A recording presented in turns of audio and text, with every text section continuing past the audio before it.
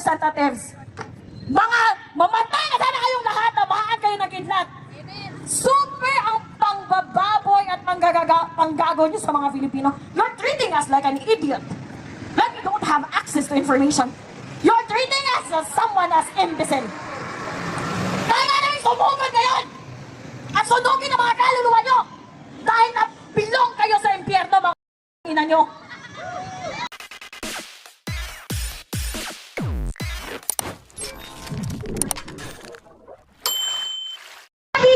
Sasabihin ng mga nepo babies nyo na wala kami ambag sa taxes.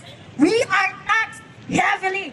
Can you imagine sa Southeast Asia, ang Pilipinas ang isa sa pinakamalaking merong value-added tax. I'm gonna tell you a story of how I got here. Yesterday, I was from Cebu. I booked a ticket to go. It's 2,100 pesos and few centavos or something. I got taxed. It's 340 pesos. I ride an Angkas going to the Pier 4 in Cebu City. I got taxed again. I bought soft drinks. I bought bottled water. I bought Wi-Fi subscriptions sa Barco. I got taxed again. Putang inang value-added tax. Ang dami. Just try to imagine if a single Filipino is paying at least 200 pesos of value-added tax on a daily basis. 200. Multiply it by 100 million. Ang yaman ng Pilipinas. Pero wala kayong pera! Dahil makakapal ang mukha nyo dyan sa Kongreso! Lumabas kayo! Mga putang ina nyo! Mga makakapal ang mukha! I do not understand. I cannot wrap my head around the fact. Paano nyo naiisip? Paano nyo hindi naiisip kung gaano kayo ka-immoral? Kung gaano kayo ka-demonyo? Nagpapakasasa kayo sa perang hindi inyo? Tumakbo kayo para maglingkod. Just reminding you, sir and ma'am. Tumakbo kayo para maglingkod, hindi para magpaglingkuran. And don't start with us honoring, telling you, addressing you as honorable. Kasi between you and the taong bayan, you are the least. You are the least organization with honors. With honors, you don't have any, zero. You don't have in any honors, wala kayong mga moral, wala kayong mga immoral kayo, mga makakapal. I am so frustrated, I am so angry beyond angry, nakakaputang ina kayong lahat dyan sa House of Representatives. Mga mamatay na sana kayong lahat na bahaan kayo ng kidlat. Super ang pangbababoy at panggago nyo sa mga Filipino. You're treating us like an idiot. Like you don't have access to information. You're treating us as someone as imbecile. Kaya nga namin sumugod ngayon at sundugin ang mga kaluluwa nyo dahil nabilong kayo sa impyerno, mga putang ina nyo. Tingnan nyo. Eto, mga drivers, mga minimum wage earners, sila ang nagpapakain sa'yo. Nagpapakain, kami ang nagpa-fund ng lifestyle nyo. Mga putang ina. Ano ginagawa nyo dyan sa Senate? Ano ginagawa nyo dyan sa Congress? Are you just doing login and log out and that's it? No! We demand that you work diligently, you work morally, and you work hard for the Filipino people, for you to earn our trust, because you just don't deserve our trust and respect. I don't think so it's gonna happen anytime today. Mga makakapal ang mukha nyo. At sa mga kababayan nating police and armed forces of the Philippines, sir, with all due respect, I know naiipit kayo. Naiipit kayo kasi ang chief of command nyo, nakakabutang ina. But then you're bound by your service, and you're bound by your contract, and you're bound by your employment. But please, this is beyond insane. This is beyond insane, mga butang ina! This is beyond insane! Ang kakapal na mukha nyo, lumabas kayong lahat. Yung mga sasakyan nyo, hindi nyo sasakyan yan. Sasakyan namin yan. Dahil kami ang nagbabayad ng mga sasakyan nyo. Ilang sasakyan ang gusto nyo? Mga putang ina nyo. Ilang bahay sa Forest Park ang gusto nyo? Napakahirap namin. Dahil ninanakaw nyo ang pera na para sa amin. We're not asking for private jets. We're not asking for Balenciaga just like your wife and mistresses. We're not asking for Chanel. We're not asking for abroad, travel abroad, in Europe, in Edinburgh, in Scotland, in Italy, in Paris. We don't want that. We just want the basic services. Hospital, working hospitals with medicines and with working medical professionals. Paid by Filipino taxes. Yun lang. Bare minimum lang. Basic standard, hindi nyo maibigay? What kind of employees are you? Bumaba kayo dyan. Isarado nyo yung Kongreso! Wala na mga ambag yan sa mga Filipino! Walang ambag! Zero country contribution. Pinapalamon lang namin kayo. Makakapal ang mukha nyo. Sino salagyan yan? Pinapalamon namin kayo. Wala kayong ambag, wala kayong ginagawa. Hindi kayo nagtatrabaho. Nagnanakaw lang kayo. Araw-araw. Yun lang. Yun lang ang ninanakaw nyo. Sino yan ang lumabas sa Kongreso? Yan ba ang aming honorable magnanakaw? Putang ina mo! Pinapalamunin ka! Kung merong batugan at palamunin, hindi yun ang mga standby.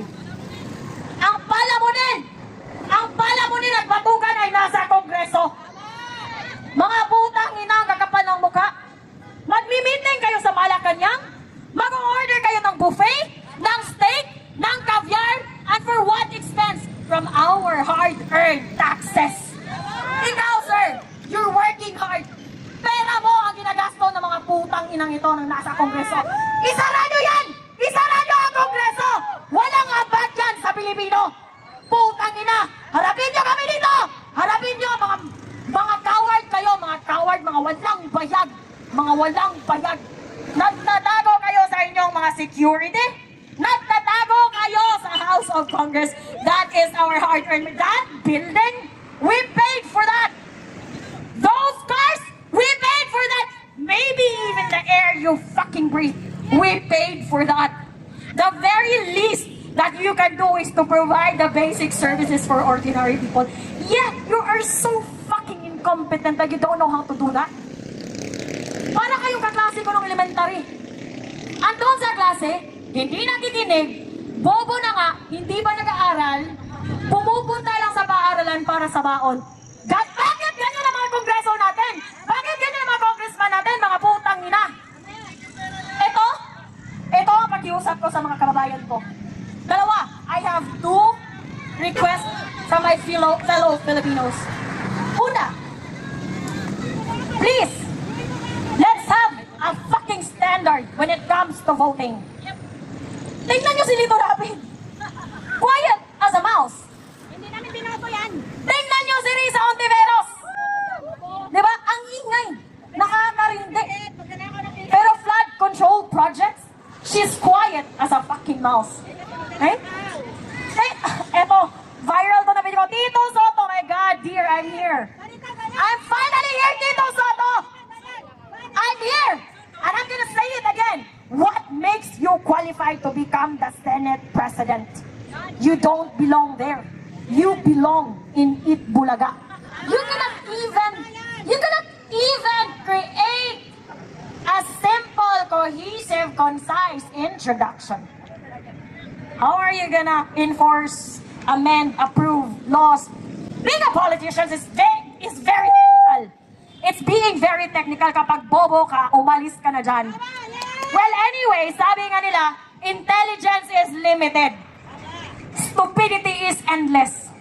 Unfortunately, meron tayong endless supply of stupidity both in the House of Congress and in the Senate and in the executive branch. Nakakaputang ina nyong lahat. Hindi nyo pag-aari ang Pilipinas. Hindi nyo pag-aari ang taxes namin. Hindi nyo pag-aari ang mga Pilipino.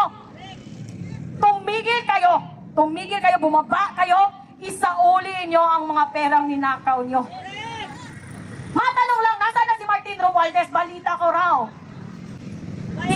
He deregistered his private jet. Is that true? Patanong sa mga tuta mo dyan sa Kongreso. Talungin mo sila. Pakitanong sa mga tuta ni Martin Romualdez dyan sa Kongreso, where is your fucking boss right now? Did he go abroad? With his stolen money? And he's not gonna get back here? Ito, tandaan mo, Martin Romualdez, we will not forget. Not even sa mga anak mo, sa mga anak ng anak mo, at sa mga anak ng anak ng anak mo. It will be an awesome reminder of the dark history of the Philippines that once upon a time, we have a lame duck sitting idiot president controlled by this evil House Speaker, Martin Romualdez, aided and supported by his mini crocodiles at the House of Congress, supported by the senators na walang magawa sa buhay, kundi maging achievement ang pagsisisi, paninisi sa previous administration. Wala na ba kayong achievement na iba? Yun lang? Ganon kayo ka-incompetent? simple person, ordinary person can see through all your evil intentions, can see through all your stupidity, the maneuvers, the cover-ups. We see through it all. Hindi kami bobo!